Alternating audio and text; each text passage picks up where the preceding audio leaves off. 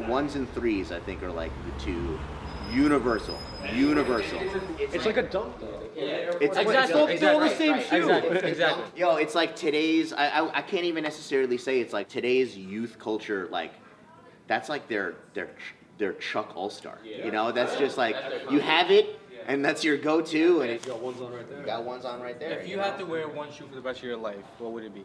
For the rest of my life, Like that same one every day. I'm probably gonna say the Shadow ones. Really? Yeah. If I was to say, I'd probably say Royal ones. For me, it's gonna be Air Force One all white. That you literally can. You literally can rock it with anything.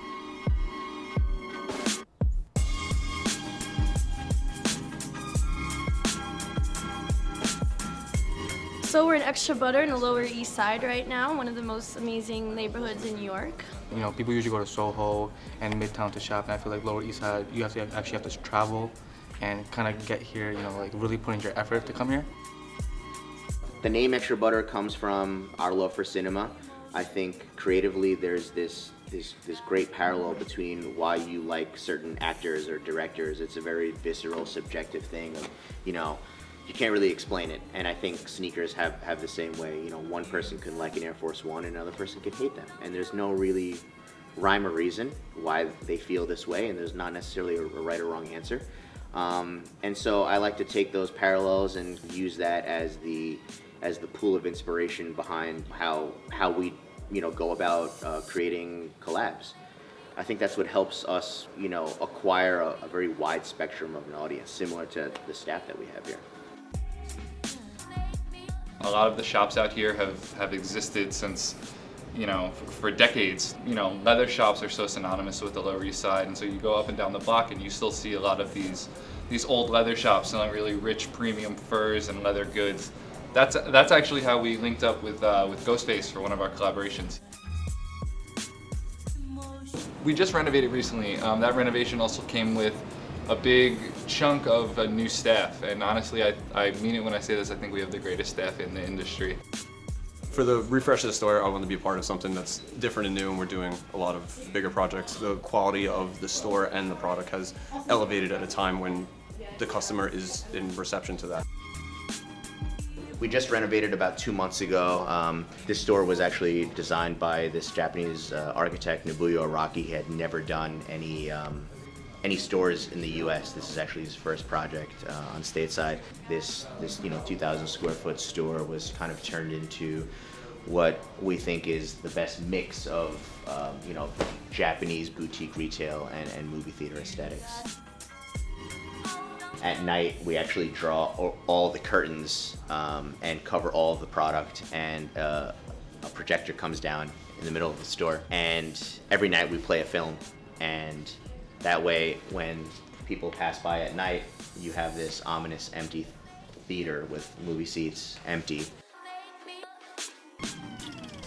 Top 5 favorite movies as of recently, because it's always changing, would be Life Aquatic, Say Anything, Serendipity, Kill Bill, and I will throw in Saving Silverman, just for a good comedic measure.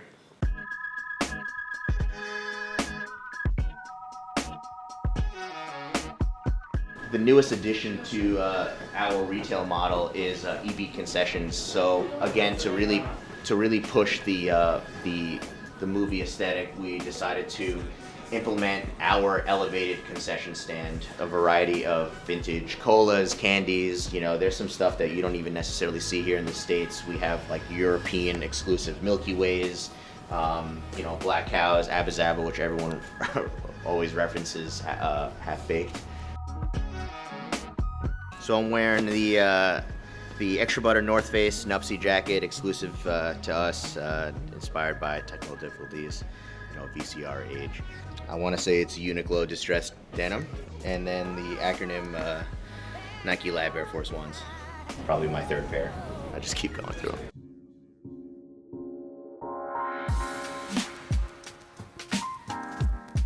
I've always had extreme love for streetwear since I was a little girl, and I've thrifted most of everything I'm wearing. These are my mom's clothes, and I'm wearing an old pair of Reeboks because they're extremely comfortable. Everyone wears sneakers. There's non-diminishing return. There's never not a market for it. I'm a huge fan of mid-tops and things, so mid-top and a chunky runner is killer for me. Multi-materials, that's my thing too, is good leathers and things like that. People might think, you know, the off-white and everything is the best and all that, but this is my shoe of the year. It has to be the swoosh. I think Nike's been doing it like for too long. For me personally, I really can't explain. Like Adidas, Reebok, they do it too. I respect all these other brands out there, but when it comes to like completing a look, for me personally, swoosh. This is like the absolute most exciting year for women in streetwear since women are starting to be more and more involved with sneakers. Jordan just came out with a collection right now just for women with like brighter colors. It's been a very exciting year and women are buying sneakers more and more. You know, it's a big time to be part of Extra Butter right now. What we do isn't necessarily to provide product for people to collect. I think we're now in age, and especially our brand particularly, being known to do these storytelling activations, is that we're here to provide experiences for people to collect.